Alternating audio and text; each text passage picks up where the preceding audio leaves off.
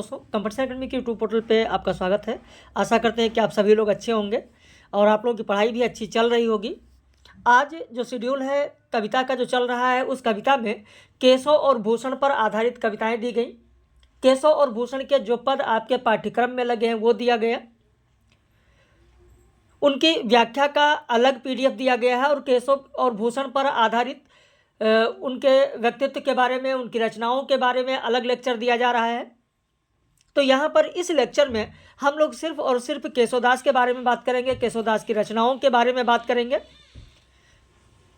तो अगर आप चैनल पर नए हैं, पहली बार देख रहे हैं, तो चैनल को जरूर सब्सक्राइब कर लें ताकि जो भी वीडियो पब्लिश होता रहे उसका नोटिफिकेशन आपको मिल जाए। तो चलिए केशवदास पर आधारित इस महत्वपूर्ण कक्षा को देखते हैं। सभी परीक्षाओं के लिए महत्वपूर्ण है।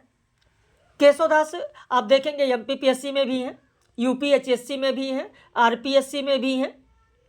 तो इस तरीके से लगभग सभी परीक्षाओं में केशवदास पर आधारित आप देखेंगे। UGC नेट में पूछा जाता है। खैर, कविता की इकाई में केशवदास UGC नेट में नहीं है, लेकिन रीतिकालीन कवियों में सर्वप्रमुख स्थान इनका रहा है, इसलिए इन पर आधारित प्रश्न हमेशा पूछे जाते हैं। तो चलिए शुरू करते हैं आज के इस महत्वपूर्ण वीडियो लेक्चर को। लेकिन वीडियो को अंत तक देखिएगा, अपनी प्रतिक्रिया जरूर व्यक्त कीजिएगा और ऐसी जानकारी आपको इसमें मिलेगी जो आपने सुना जरूर होगा पहले, लेकिन आपको यह नहीं पता होगा कि क्या यह केशवदास का ही है। जैसे चरण धरत चिंता करत नींद न भावत सोर और सुवर्ण को सोंधत फिरत कवि व्यभिचारी चोर। ये पंक्ति आपने जरूर सुनी होगी, लेकिन बहुत सारे लोगों को पता ही नहीं होगा कि किसकी पंक्ति है, किस रचना की पंक्ति है।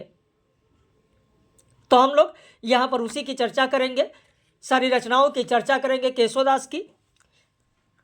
केशवदास की जब बात आती है, पहले केशवदास के बारे में थोड़ा सा जान लेते हैं, उसके बाद फिर आगे बढ़ते हैं। केशवदास के पिता का नाम काशीनाथ मिश्र था। केशव राजाश्रय प्राप्त दरबारी कवि थे। वे ओरछा के राजा मधुकर शाह द्वारा विशेष सम्मानित भी थे और मधुकर शाह के अनुज इंद्रजीत सिंह केशव को अपना गुरु मानते थे। इंद्रजीत सिंह केशव को अपना गुरु मानते थे। केशवदास रीतिकाल के प्रवर्तक के रूप में जाने जाते हैं। वैसे आचार्य रामचंद्र शुक्ल ने तो चिंतामणि को प्रवर्तक माना है, लेकिन केशवदास को रीतिकाल का प्रवर्तक किसने माना है? तो विश्वनाथ मिश्र ने माना है, डॉक्टर नगेंद्र ने माना है, गणपति चंद्रगुप्त ने माना है। आप कहीं लिखना चाहें तो लिख लें, कहीं पर लिखना चाहें तो लिख लें, क्योंकि रीतिकाल के प्रवर्तकों की जब बात आती है तो इस पर अक्सर लोग परेशान होते हैं कि किसको किसने माना है प्रवर्तक, और इस पर आधारित परीक्षा में प्रश्न भी पूछा जाता है। इसलिए आप लिखना चाहें तो जरूर लिख लें केशवदास के बारे में। मैं बार बार समझाता हूं कि जब भी आप हमारा लेक्चर देखने बैठें तो कॉपी पेन लेकर बैठें, ताकि जो भी चीज़ें लेक्चर में नहीं होती हैं, अलग से समझाई जाती हैं, बताई जाती हैं, उसको आप जरूर लिख सकें। भाई, कालक्रम की दृष्टि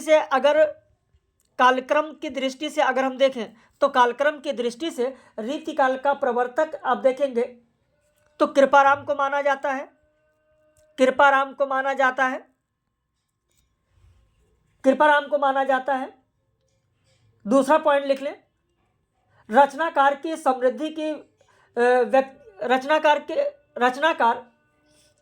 व्यक्तित्व की समृद्धि की दृष्टि से अगर देखें तो केशवदास को माना जाता है।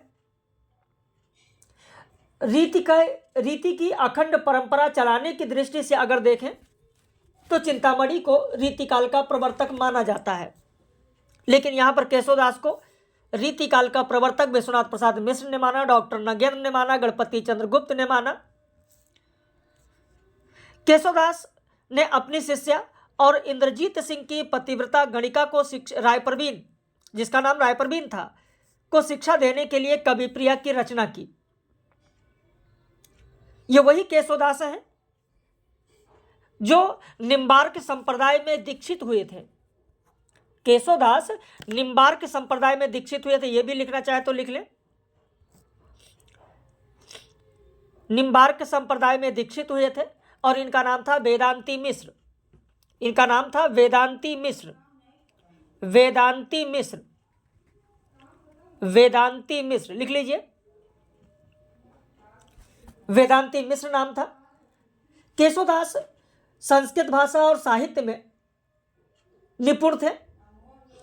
केशव का ज्ञान और अनुभव बहुत ही विस्तृत था। ज्योतिष, वैदिक, संगीत, शास्त्र, भूगोल, वनस्पति विज्ञान, राजनीति, समाज नीति, धर्म नीति, वेदांत आदि विषयों का उन्हें यथेष्ट ज्ञान था और उन्होंने इन विषयों से संबंध रखने वाले तथ्यों का अपने विभिन्न ग्रंथों में अनेक स्थानों पर उपयोग भी किया है।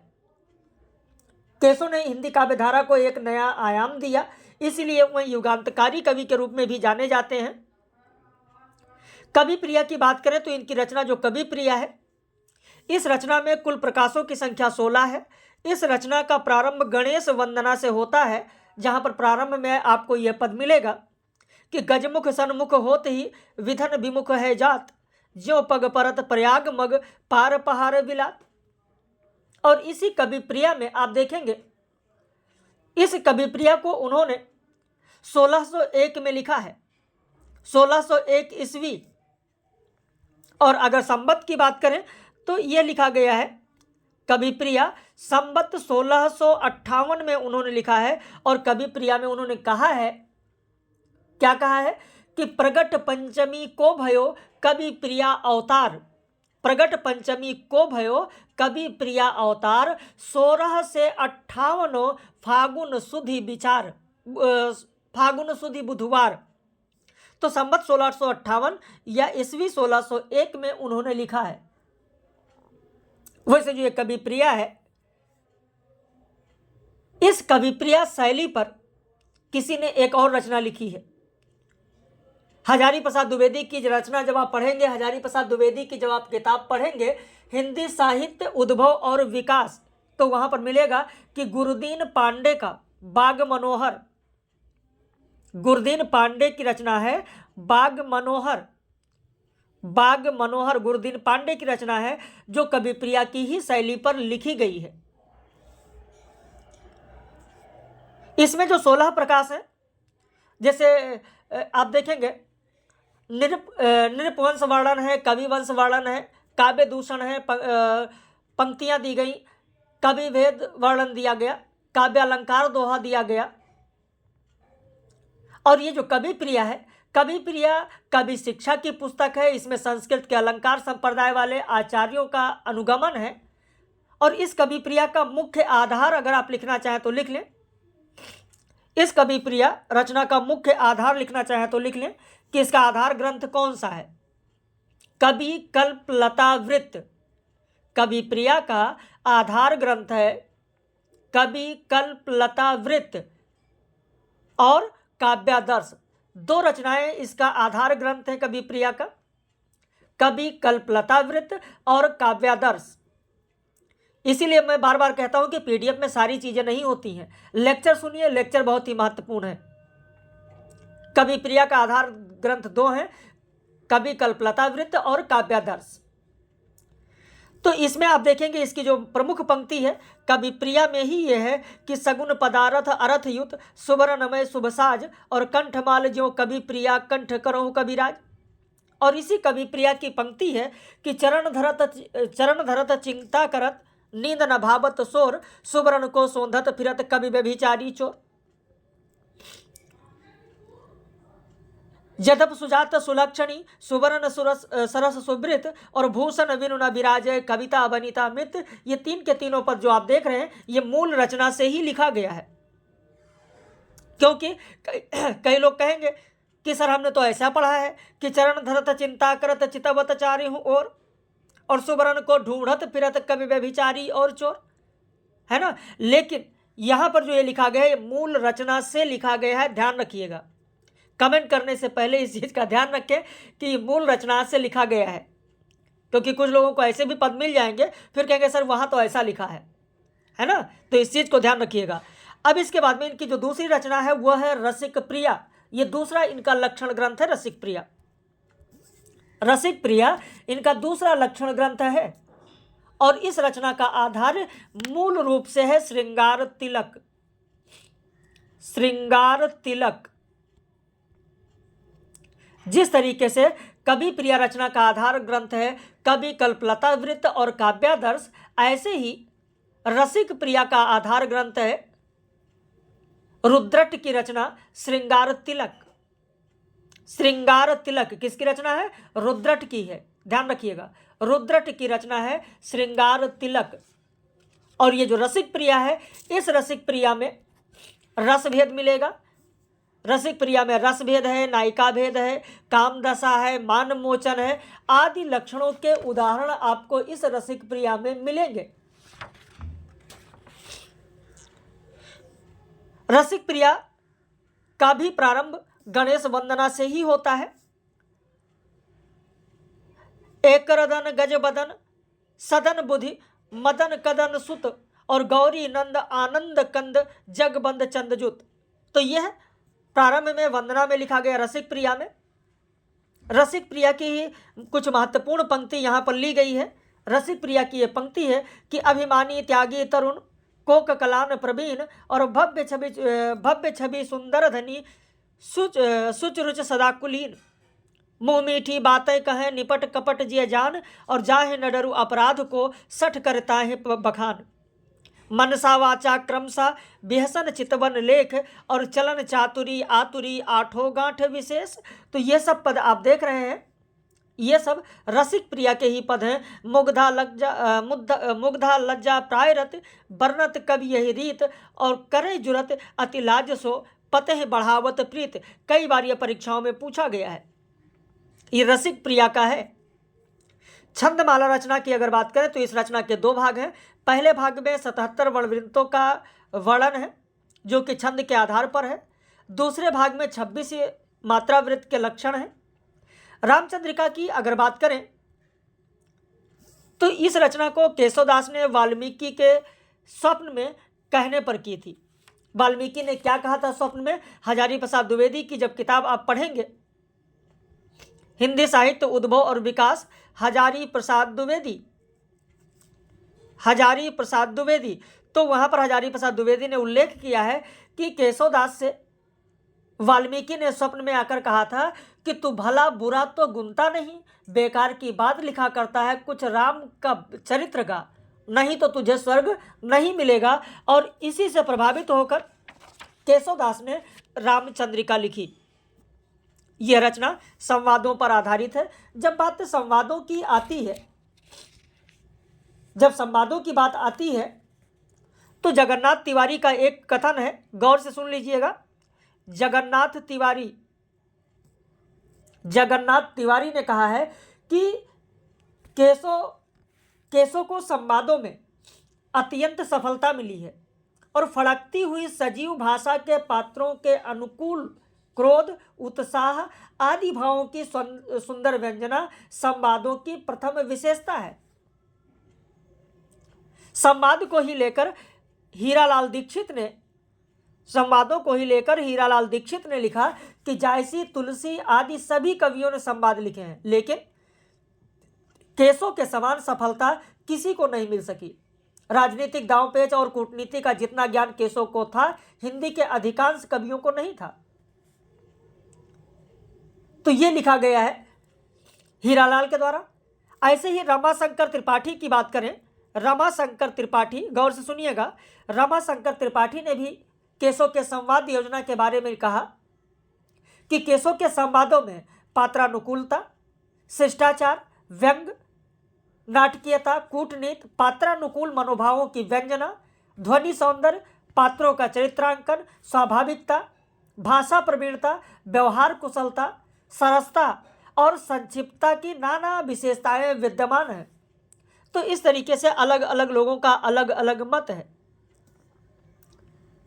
ये जो रचना है, इस रचना में प्रसन्न राघव, हनुमान नाटक, अनर्घ राघव, कादम्बरी, नय सदी आदि बहुत सी रचनाओं की उक्तियों को अनुवाद करके इसमें शामिल किया गया है।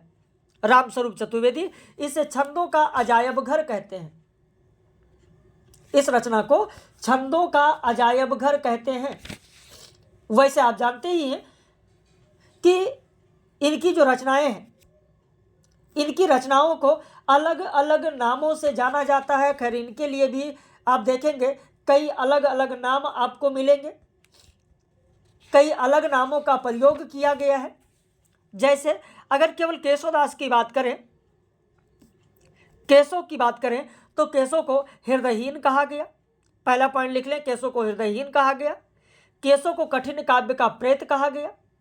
और केशव के लिए ही आप देखेंगे एक पंक्ति बहुत ही चर्चित है कि कवि को देन न चाहे विदाई, पूछे केशव की कविताई।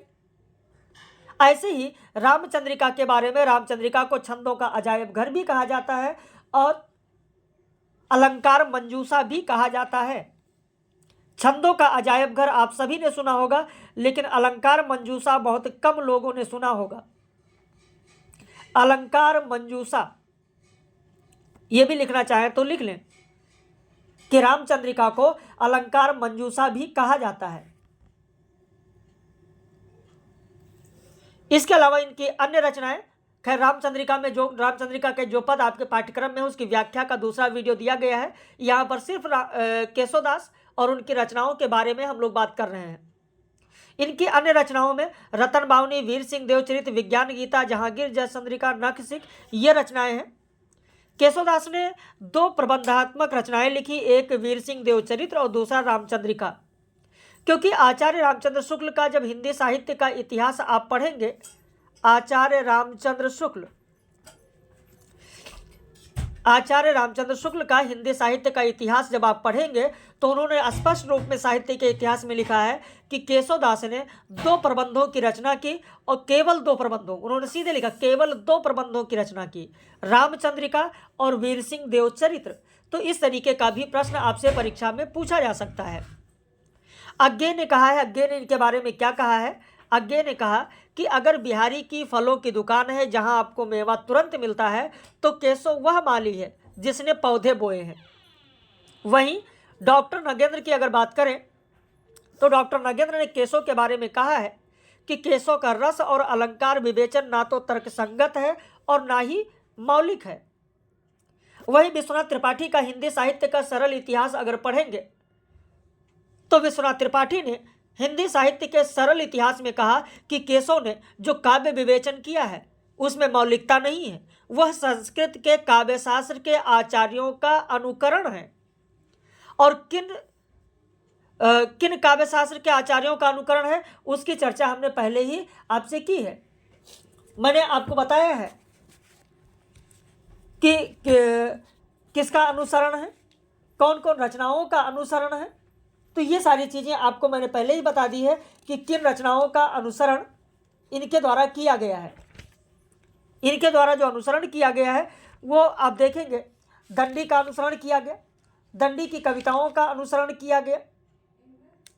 दंडी के अलावा और भी उस समय के जो रचनाकार रहे हैं उनका किया गया। या फिर आप देखेंगे इन्होंने जो उपमा अलंकार बताया है, 22 तरीके का केशव ने उपमा अलंकार बताया है।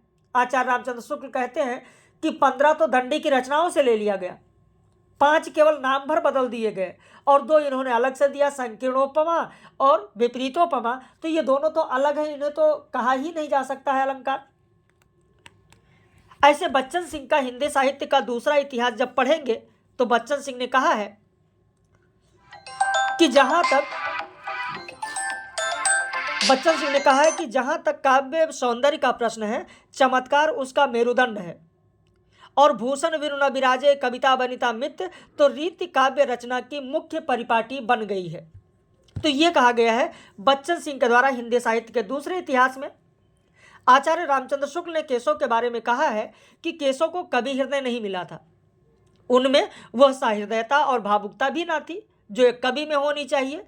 वह संस्कृत साहित्य से सामग्री लेकर अपने पांडित्य और रचना कौशल की धाक जमाना चाहते थे, पर इस कार्य में सफलता प्राप्त करने के लिए भाषा जैसा अधिकार चाहिए, वैसा उन्हें प्राप्त न था। आगे रामचंद्र शुक्ल कहते हैं हिंदी साहित्य के इतिहास में कि केशव की कविता जो कठिन कही जाती है उसका प्रधान कारण उनकी यह त्रुटि है, उनकी मौलिक भावनाओं की गंभीरता या जटिलता नहीं है। केशव केवल उक्त वैचित्र और शब्द क्रीड़ा के प्रेमी थे। जीवन के नाना गंभीर और मार्मिक पक्षों पर उनकी दृष्टि नहीं थी। केशव की रचना में सूर, तुलसी आदि की सी सरसता और तन्मयता चाहे न हो, पर काव्यांगों का विस्तृत परिचय कराकर उन्होंने आगे का मार्ग खोला। यह आचार्य रामचंद्र शुक्ल ने हिंदी साहित्य के इतिहास में कहा है। जो जानकारी दी जा रही है कैसी आपको लग रही है, अपनी प्रतिक्रिया जरूर व्यक्त करें। और अगर आप जुड़ना चाहते हैं, बैच ज्वाइन करना चाहते हैं, तो आप हमारे इस नंबर पर फ़ोन करके या व्हाट्सएप करके जानकारी ले सकते हैं। केशवदास बहुत ही रसिक व्यक्ति थे। एक बार वो जा रहे थे, जो औरतें थी कुएं पर पानी भर रही थी और इनको देखकर बाबा कहती, जिस तरीके से आज के समय में ट्रेंड है, अगर किसी को कोई लड़की कोई महिला भाई बोल दे तो उसको बहुत चिढ़ हो जाती है, या बहन किसी को कोई बोल दे तो बहुत चिढ़ हो जाती है। औरतों में किसी को आंटी बोल दे तो कुछ लोगों में बहुत चिढ़ हो जाती है कि मैं आपको आंटी दिखती हूँ। ठीक उसी तरीके से ये भी बहुत ही रसिक व्यक्ति थे। तो गांव से जा रहे थे, कुछ महिलाएं पानी भर रही थी, तो इनको देखकर बाबा कह दी, बाबा का संबोधन किया। तो ये कहते हैं कि केशव केशव केसन अस करी, बहिरहु जस न कराही, और चंद्र बदन मृगलोचनी, बाबा कही कही जाए। हजारी प्रसाद द्विवेदी ने हिंदी साहित्य उद्भव और विकास में कहा है कि कवि को जिस प्रकार का संवेदनशील और प्रेषण धर्म वाला हृदय मिलना चाहिए, वैसा केशवदास को नहीं मिला था। बाबू गुलाब राय, हिंदी साहित्य का सुबोध इतिहास जो इनकी रचना है बाबू गुलाब राय की, जब उसको आप पढ़ेंगे तो वह कहते हैं कि केशव यदि सूर्य चंद्र की पदवी नहीं पाते तो ना सही, लेकिन उड्डगन प्रमाणित होकर साहित्य के ज्योतिपिंडों में अवश्य स्थान पाते हैं। और इनके लिए कहा गया था, उन्होंने प्रमाण के रूप में ये पंक्ति सामने रखी बाबू गुलाब राय ने, और कहा, उनको कहा गया था कि सूर सूर तुलसी शशि उड्डगन केशवदास, अब के कवि खगोत्सम जाता करत प्रकाश। बाबू गुलाब राय आगे कहते हैं कि केशव की भाषा ब्रजभाषा है। केशव की भाषा में वह चलतापन और रसांद्रता नहीं है जो मतिराम में दिखाई पड़ता है। तो ये बाबू गुलाब राय हिंदी साहित्य के सुबोध इतिहास में कहते हैं। वैसे केशवदास की जो भी रचनाएं हैं, अगर उनके आचार्यत्व की बात करें तो रामचंद्र तिवारी ने कहा है कि कवि शिक्षा संबंधी समस्त मान्यताओं, अलंकार, रस नायिका भेद, गुण दोष विवेचन, काव्य मीमांसा, छंदों के विविध रूप, इन सबको उन्होंने विश्वासपूर्वक हिंदी पाठकों के सम्मुख उपस्थित किया है। और उनके लक्षणों उदाहरणों में कहीं पर भी अगर भूल हो सकती है तो भले ही वो गलत हो, अन्यथा पूर्णतः सही है, लेकिन उसके अध्ययन पांडित्य के प्रति शंका व्यक्त नहीं की जा सकती। तो यह रामचंद्र तिवारी ने कहा है।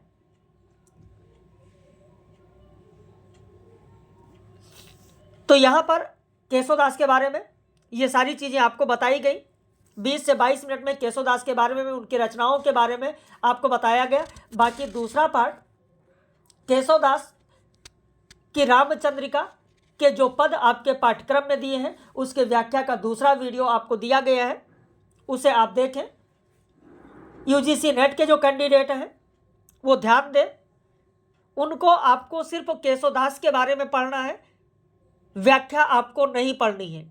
व्याख्या केवल यूपीएससी वालों को पढ़ना है, ठीक है। तो इसी तरीके से हम लोग फिर भूषण के बारे में, भूषण की कविताओं के, उनके पदों के बारे में व्याख्या के साथ मिलेंगे। लेकिन अपनी प्रतिक्रिया जरूर व्यक्त कीजिएगा कि इस 20-22 मिनट में आपको जो जानकारी दी गई कैसा लगा। और अगर आप जुड़ना चाहते हैं तो आप हमारे इस दिए गए नंबर पर फ़ोन करके, व्हाट्सएप करके सारी जानकारी ले सकते हैं। एमपीपीएससी के लिए, यूपीएचएससी के लिए, यूजीसी नेट के लिए, छत्तीसगढ़ असिस्टेंट प्रोफेसर के लिए। तो हम लोग फिर मिलेंगे ऐसे ही महत्वपूर्ण वीडियो के साथ। बाकी वीडियो को ज़्यादा से ज़्यादा आप लोग शेयर करें ताकि और भी साहित्य के अभ्यर्थियों को इसका लाभ मिल सके।